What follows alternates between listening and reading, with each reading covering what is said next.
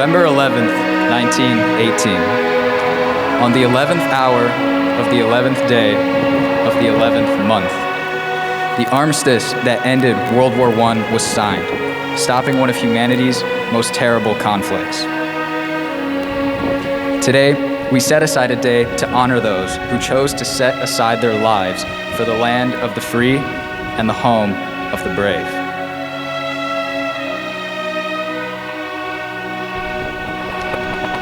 This is IMSA's Veterans Day celebration.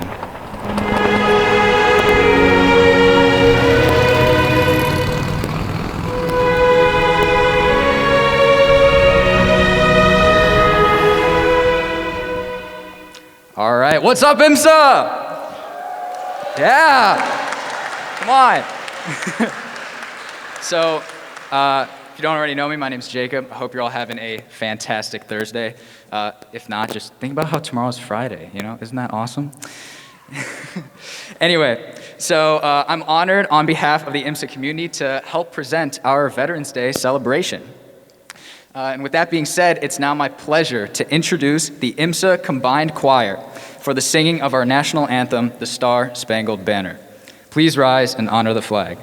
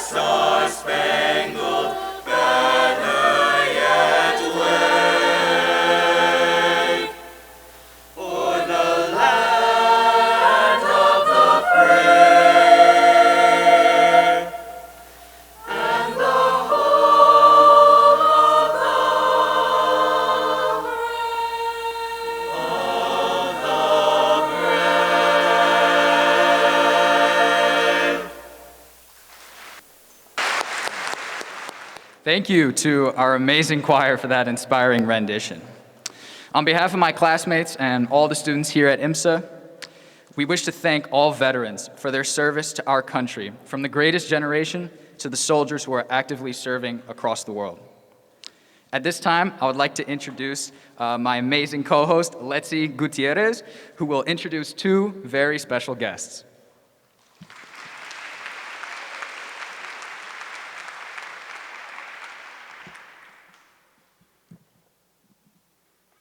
Thank you, Jacob, and hello, everyone. I'm excited to be a part of today's celebration, and especially to have the honor of introducing Lieutenant Colonel KENYATTA RUFFIN, who wants to share a quick greeting to kick off our program. Lieutenant Colonel KENYATTA H. RUFFIN graduated from IMSA in 1999. He is a T-6 instructor pilot and the Operations Support Squadron Commander at Vance Air Force Base. In Oklahoma, he oversees air traffic control, weather, and other flight training support functions. Just recently, Lieutenant Colonel Ruffin was appointed to the prestigious White House Fellowship Program. Lieutenant Colonel Ruffin grew up outside of Chicago and first began flying at the age of 13. At 14, he soloed a glider in a flight program and became one of the nation's youngest FAA-certified flight instructors at the age of 18. He graduated from the U.S. Air Force Academy in 2003, earning a degree in aeronautical engineering, and is also a graduate of the School of Advanced Military Studies, earning his second master's degree in military operational art and science. Lieutenant Colonel Ruffin has worked with numerous youth programs, and in 2012 founded the Legacy Flight Academy, a nonprofit organization that conducts character-based youth aviation programs. LFA has been awarded by the National Aeronautical Association, and Black Entertainment Television, for the efforts that has thus far provided over 1,000 youth, primarily from underrepresented and minority groups, with a free airplane flight. Let's hear a short video from Lieutenant Colonel Ruffin. Hello, IMSA family. Edmund Burke once said that the only thing necessary for evil to triumph is for good men to do nothing. And so as you grow into ethical leaders, I encourage you to also consider how you may become courageous servants of our nation. I'm now excited to introduce to you our first guest speaker, Ms. Brittany Rucker from the class of 2007. Ms. Rucker is a former United States Air Force captain. She graduated from the U.S. Air Force Academy in 2012 with a Bachelor's of Science degree in Mechanical Engineering and a minor in Russian language. Ms. Rucker also holds an MBA from the University of Nebraska-Lincoln with an emphasis in supply chain management. After graduating from the Air Force Academy, Ms. Rucker started her active duty service as a developmental engineer at the Air Force Research Laboratory. Her roles throughout her military career have included systems engineer, flight test engineer, weapons integration manager, and technical program manager. She has led various research, development, testing, and acquisition efforts for some of the military's leading and cutting-edge technology, including autonomous vehicle capabilities, missile defense capabilities, weapons payload capabilities, U.S. Special Operations Command's Tactical Assault Operations Suite, and most recently, the Space Launch and Range Network System capabilities for the Space and Missile Systems Center in El Segundo, California. After 7 years of active duty service, Brittany transitioned out of the military in 2019 to pursue her dream career in the tech industry. She is currently a program manager at Google, where she manages various initiatives that enhance users' privacy and control for the company's advertisement products. Ms. Rucker is joining us today by video. Hi, IMSA student body. I am absolutely honored to be sharing a quick message with you this Veterans Day. I was thinking about what message I could share that's tied to my military service and my experience at IMSA. And then I thought about how my decision to serve all started at IMSA. In fact, it was during my junior year when I walked into the College Resource Center and picked up a brochure that read United States Air Force Academy. I had never heard of the Air Force Academy before this, but I opened up the brochure and saw pictures of cadets jumping out of airplanes, flying gliders, and going through extreme obstacle courses. This excited me. I wanted excitement and adventure in my next journey because, let's be honest, IMSA felt like college to me, minus the fact that I couldn't have a part-time job or a car on campus. I did some more research on the Air Force Academy, and the idea of being challenged not only academically, but also physically and mentally made me want to go. 14 years later, and I am still happy that I made this choice. The values instilled in me at the Academy, things like integrity first, service before self, and personal excellence in everything, not only guided me throughout my military career, but these core values continue to guide how I show up in every aspect of my life. So, I'll end with 2 points of advice as you continue your time at IMSA. The first is to push yourself past your comfort zone if you want to grow in any aspect of your life. In my opinion, this is the only way one can truly reap the rewards of personal development. But here's the kicker. Pushing yourself past your comfort zone oftentimes will mean making unpopular decisions or taking the road less traveled, and that's okay. In my IMSA class, there was me and one other student that went to a military service academy. Had I gone along with the rest of my classmates in terms of picking the same status quo colleges at that time, then I personally would not have had the best college experience because what gave me drive and fuel was different from my peers. And this gets me to my second point of advice. At this point in your life, take advantage of it by, wait for it, making personal decisions that serve you and your overall well-being. Only you know what's important to you or what internally drives you. Not your best friend, not your roommate, and definitely not social media. Each of you are unique individuals with unique needs.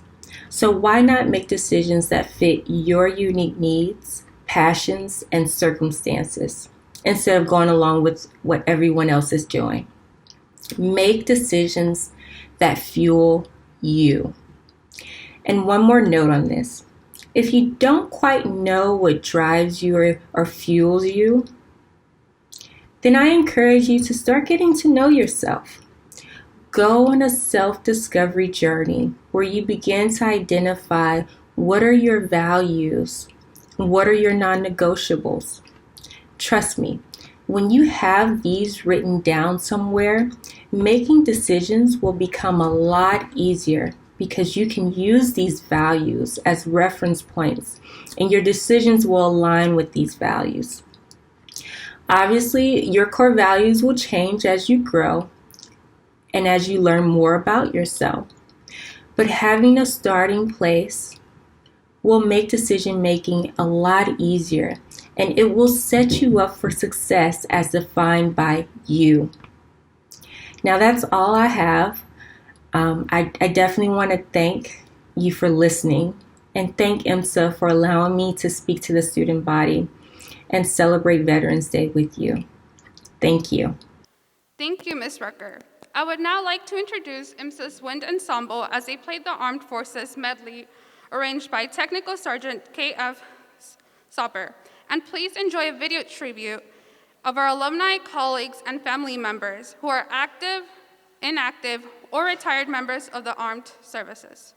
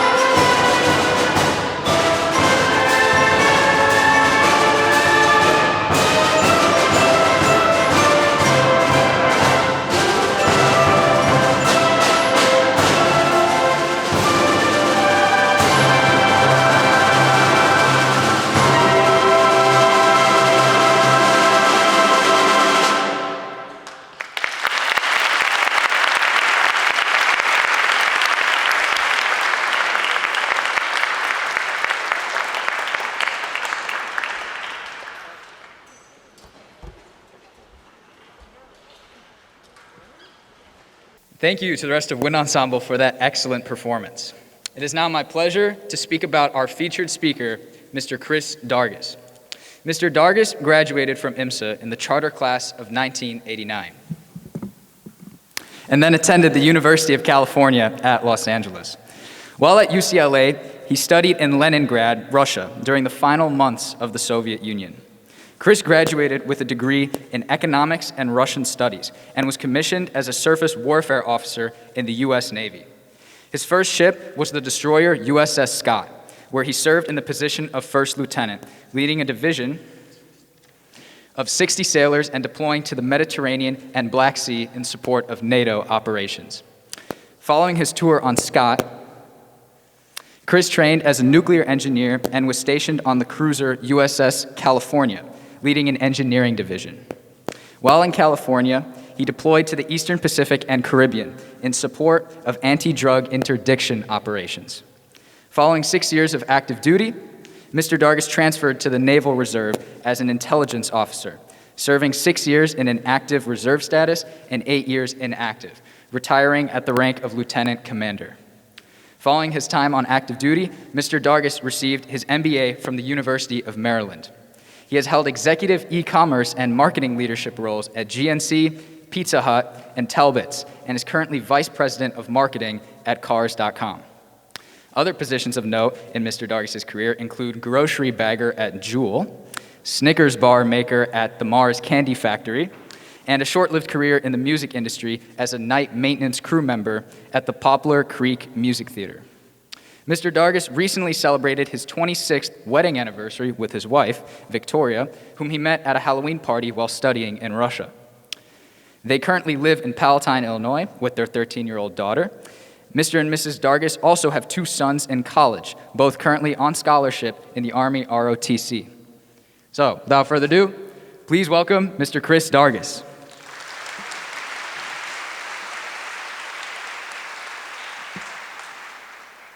It is so awesome to be here. Thank you for the introduction, kind introduction. I wrote it myself, so it sounded great, didn't it? I want to start by saying, first of all, it's an honor to be here. Thank you to Dr. Glazer for allowing me to be here in person and talk to you for a few minutes. You all sound amazing.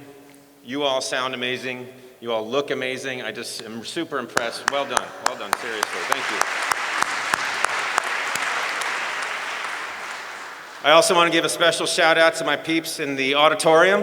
It's great to see you all. I hope to be able to wave at you at some point during the day, but thank you for being there. I understand COVID couldn't have us all together.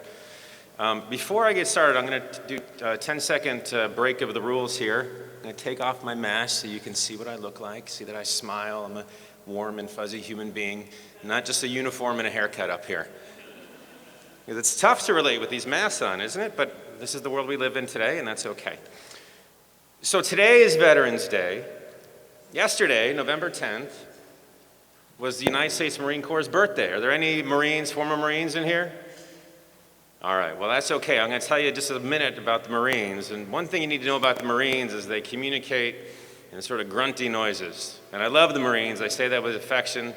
The Marine Corps and the United States Navy both roll up under the Department of the Navy. We're considered sister services. And so I want to ask us all to just wish a special happy birthday to the Marine Corps. Now, I said the Marine Corps communicates grunts and clicks and whistles. One of their favorite grunting noises is going, "Oorah!" That's how they talk. It's kind of like, I'm happy, oorah! I'm sad, oorah! I'm scared. They don't get scared, all right? It's trick one. So anyway, I'm going to count to 3, and on 3, I'd like everybody in a very loud and boisterous manner to wish the Marine Corps, because that's how the Marines are always, loud and boisterous. I want everybody to go, "Oorah, Marine Corps!" Wish them happy birthday. 1, 2, 3. Oorah, Marine Corps! All right, well, that's pretty good for a first time. We can work on that. I'm sure they heard us.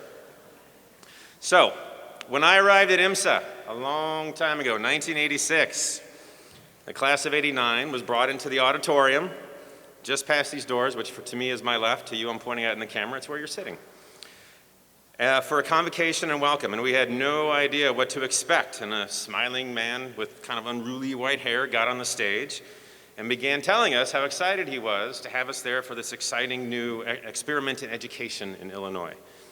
He asked us to look around at each other and rattle off a bunch of presumed facts about myself and my fellow classmates. Statistically, some percentage of us would become doctors, some percentage would become lawyers, some would work in business, some would be scientists, some would serve in the armed forces, and some of us, and here we pause for dramatic effect, some of us would end up in prison. Now, of course, that speaker was Leon Letterman, and we were not expecting a Nobel Prize winning physicist to make that joke. Made us kind of nervous.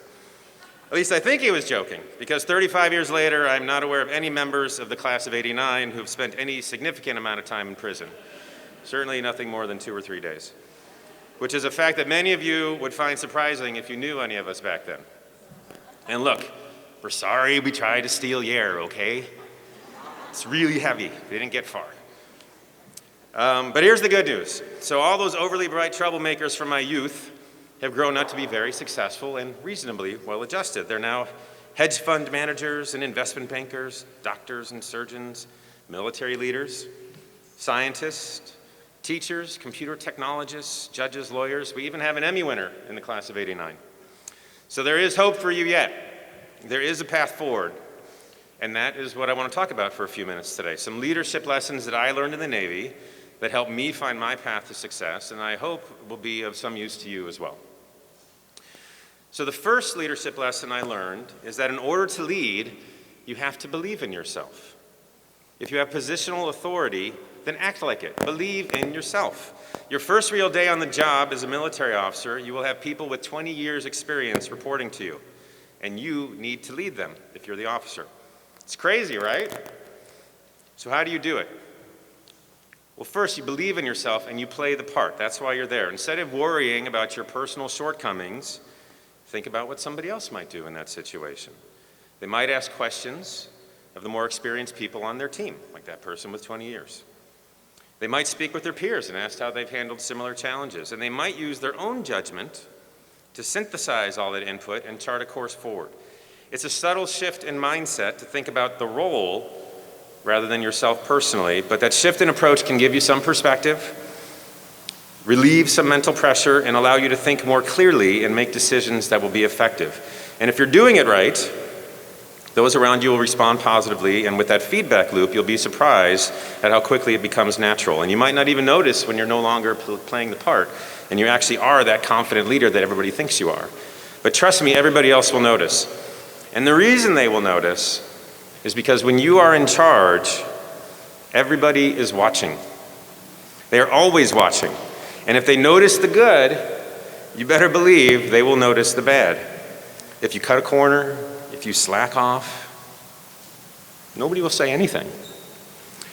But you better believe that they saw it. So it can be easy to believe when nobody says anything that you got away with something, but don't fool yourself. They're watching and they know. So set the example that you want them to follow. Be the person that you want them to see. But even if you're doing your best, you're going to make a mistake. You're going to fail. And as our other speaker said, it's okay. Every successful person that you meet will have had their share of mistakes and failures. Steve Jobs failed. Oprah Winfrey, her first producer told her she shouldn't ever be on TV. The YouTube guys, right? IMSA success story, total failure. They were trying to build a dating site, right?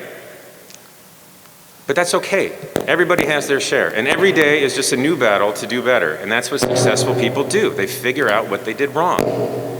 They don't blame others, they own it. They don't dwell on it. They don't say, I'm a horrible person because I made a mistake. They get back up, they dust themselves off, and they say, today I'll do better. And then life goes on. So I'm talking to you about leadership, but the corollary lesson here is one of the most critical things the Navy taught me, how to fail. And by that I mean, of course, how to recover from failure. This is what I mean by believe in yourself. I do not mean be arrogant because you think you're the smartest person in the room. Because even if you are the smartest person in the room, you are not. What I mean is build your core of inner confidence that will help you do the right thing and will help you move forward when things don't go your way. Believing in yourself is the foundational leadership lesson. So let me give you one example. My first ship 1 year into my first tour, my division failed an important inspection because fire in the forward compartments. And I hear this, they announce the location of the fire after that alarm, and I'm like, shoot, because I am right by the fire. Now, because of the way they announce it, I know it's a relatively small fire, probably not something that will require me to get involved. But I remember thinking, I am an officer on this ship, and I'll be darned if anybody's gonna see me going away from a fire. So off I go down a ladder, through a hatch, suddenly I'm in the compartment 2 doors down from where the fire is. And there's about 10 sailors in there with 1 petty officer in charge. Everybody's getting ready to fight the fire. The sailors are laying out the fire hose, they're putting on their fire retardant coveralls, putting on their gloves, getting their oxygen masks on, and so forth. And since the fire is so close, the compartment's starting to fill with smoke, this whitish blue smoke. And now I get excited, right? Because I've had my training. And when you see whitish blue smoke, I'm like, blue smoke, we got an electrical fire. So I'm out there shouting like, electrical fire, make sure the power's cut. Petty officer's like, power's cut, sir. And I'm walking down the line as everybody's getting suited up and they're making sure their straps are fastened and making sure their oxygen canisters are properly seated. And I'm like, check your buddy, check your gear, let's get this going, guys. In other words, everything of substance that needed to be done was being done by the people doing the work. I was cheerleading. So now 2 hose teams are ready to go. They line up and the first team grabs a hose, they pop the hatch, they jump into the next compartment and they go off to fight the fire. And then I realize I am standing in a room half filled with smoke and my lungs hurt. Like a cat is sharpening its claws on them every time I take a breath, because in my rush to cheerlead, I was too stupid to grab my own oxygen mask, and I've been breathing electrical smoke, which I knew because it's bluish white, for the past 10 minutes or so. So I turn to the petty officer in charge on the scene, I confirm he's good to go, and I clear out of there, and I go up topside to kind of get some fresh air and clear my lungs, and I'm sitting there breathing as deeply as I can, probably for about half hour or so. Eventually I feel a little bit better and I go about my business. Next day I'm walking down the passageway, and I see a chief going the other way. Now chiefs are those guys when you're like, I'm just like 22, 23, right? These are the guys who are like 40 years old, they've been there for 20 years. They report to me, right? I'm the officer, they're enlisted. And all they do all day long is like, why do I gotta listen to this idiot, right? That's kind of the running joke in the Navy. You're in charge, but they look at you like you're a knucklehead, because you are. But that's okay. But anyway, chief's walking by the other way, stops me briefly, he says, hey, nice job, sir, I heard you were helping out yesterday. I'm like, yeah, thanks, chief. A little bit later, I'm walking around doing some work, and I see our gunnery chief by the ship's armory. He's like, hey, Mr. Dargis, good work yesterday. Well, thanks, chief. Then a little bit later, I'm walking down, and I see my chief coming. My chief loved to kind of give me a little bit of grief now and then. He was a very funny guy. And he's like, hey, Mr. Dargis, I heard you were breathing some smoke yesterday. And he just starts walking off down the passageway laughing. That's his way of saying good job. So none of them were around, but they knew. And they thought enough of what I did to give me a pat on the back for it, which I want to assure you is a rare thing. It's a rare thing for a chief to compliment an ensign. And all I can think of when they're saying these things is how my lungs still hurt a little bit, and kind of how stupid it was that I hurt myself because my efforts weren't really needed. But they didn't care about that. All they saw was somebody in the trenches with them, setting an example, doing something that I didn't have to do, but that I thought correctly that I should do. And what do you know? It turns out everybody was watching. Now these examples, they may seem small, but that's what leading is. It is a constant series of small events that add up to something big. And I can tell you, getting the respect of the chiefs on my ship, that was a big thing. So I'm going to tell you one last story and one last leadership lesson. One that I think is super important. Had a sailor join my division. We'll call him Seaman Jones, 19 years old, from the cornfields of Iowa. Wide-eyed, fresh from boot camp. He was a good sailor. He performed well, and really he looked like he had kind of good things coming to him in the future. And then he started hanging out with some of the sailors that were less motivated. Let's say they were less enamored of their commitment to naval service. And his attitude soured. He started shirking his duties, mouthing off on occasion. And it got to the point where we had to start taking some action. Confined to the ship 1 month. Extra work hours the next month. This went on for a few months, and every time I thought maybe Seaman Jones is turning the corner, I'd see another report hit my desk. Then we went out to sea for a 3-week training exercise around Puerto Rico. And on the way back to Virginia, at the end of the exercise, we pulled in for a day in Port Canaveral, Florida. And so I went ashore to enjoy a couple hours of shore leave in the sun on dry land. And it just so happens when I get into town, who do I see? Seaman Jones, standing there talking on the phone. So I walk up to him, I'm like, Jones, who are you talking to? And he answers, "My mom." And I'm like, "Give me that phone." Now at this point, his eyes go wide open. And this kind of look of like terror comes across his face.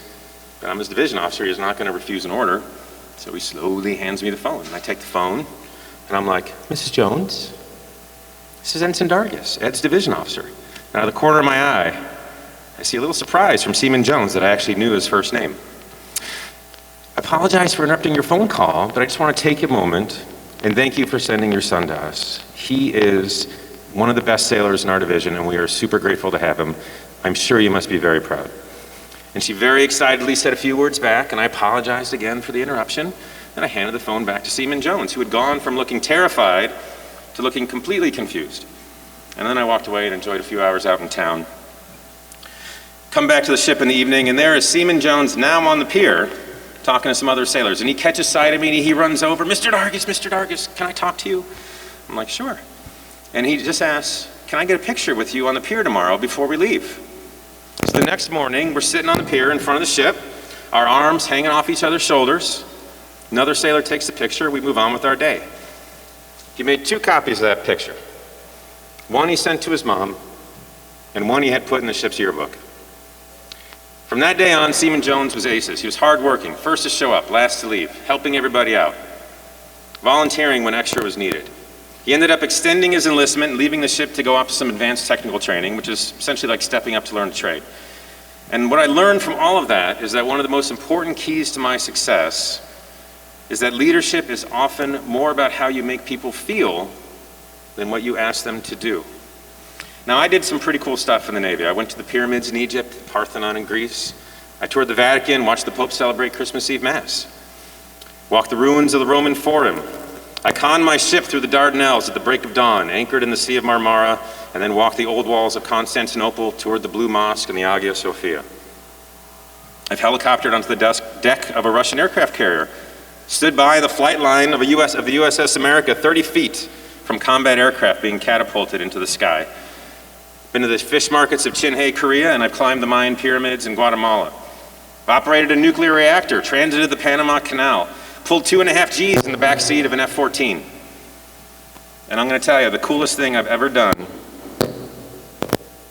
was standing there with Seaman Jones's shoulders, or arm around my shoulders. So if you're ever wondering, what is the payoff? What is the personal value of military service? Why do I want to be a leader? That's it. Now don't get me wrong, do all the other cool stuff, climb the mountains, the view from the top is pretty good, not gonna lie. But the payoff is those times when you've made a difference for somebody else. When you've given your all as part of something bigger than yourself, as part of a military tradition of service and sacrifice in this country going back 246 years, supporting, defending, and representing a country that is truly the most amazing country on this planet. I've been to 43. Number 1 of 43. Maybe there's one of the ones I missed, might be better. But this country remains a beacon of hope and inspiration and opportunity around the world. And when you're older and grayer, those are the things that will make you proud to look in the mirror. That is the payoff to leadership, and that is the payoff to military service. And it is incredibly, tremendously rewarding.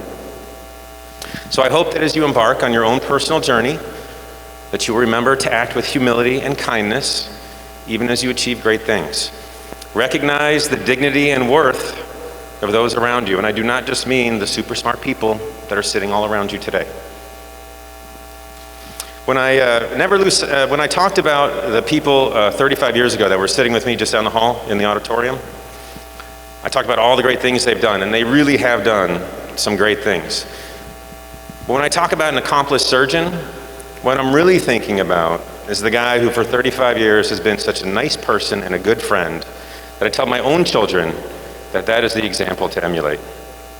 When I'm talking about accomplished scientists and educators, what I'm thinking about are 2 girls that threw an impromptu party in the dorm for kind of a skinny, goofy boy who's feeling lonely and homesick on his 16th birthday.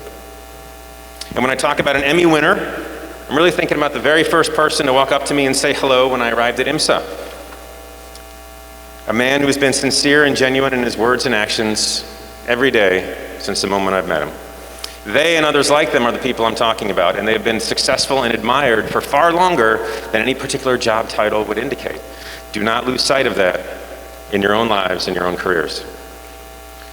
So the military, as you may have heard, it's a special culture. It creates a bond that is difficult to truly explain because it is about more than just shared hardships and shared experiences. It's about a shared commitment to defending the United States of America and the principles that we stand for. There's nothing else like it, although echoes of it can be found at IMSA. So as a proud veteran and a proud member of the IMSA family, let me say once more, it's truly been an honor to come and talk to you about my experiences. I can say without a doubt that my service in the military has been instrumental in my success in life, personally as well as professionally, and it's something I cherish. I hope that those of you so inclined will give it serious consideration because you do represent the best and brightest of a new generation. But whatever path you choose, I know that you will be successful. I know that you will be leaders, and I'm truly excited to imagine all the great things that you will do. So believe in yourself and make us proud. We will all be watching. Thank you.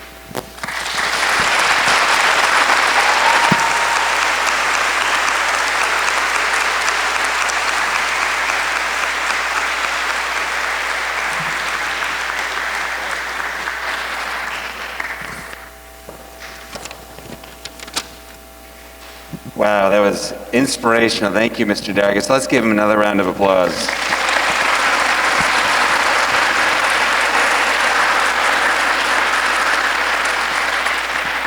It was so wonderful to hear your stories of leadership and service, and we're really grateful to host you again back at the Academy from our inaugural class. This was the first graduating class, which is amazing to see him come back.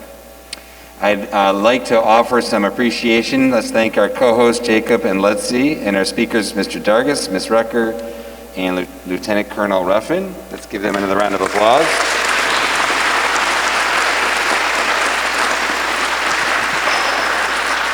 And today we're going to close this celebration by dedicating the rendition of Taps by Amelia Daniels, class 22, and Jesse Park, class 23, to all the veterans from our community who have served, including those still actively serving. During this time, we'll also play tribute to Mr. Dargis as he exits our gym. The origins of Taps dates back to the American Civil War. In July 1862, U.S. General Daniel Butterfield and his brigade were camped at Harrison's Landing, Virginia, recuperating after 7 days' battle near Richmond. Dissatisfied with the standard bugle call employed by the Army to indicate to troops it was time to go to sleep, and thinking the call should sound more melodious, Butterfield worked an existing bugle call used to signal the end of the day. Today, Taps is sounded as the final call every evening on military installations and at military funerals. In 2012, Congress recognized Taps as the National Song of Remembrance. Please join together in silence as we listen to Taps and honor Mr. Dargis.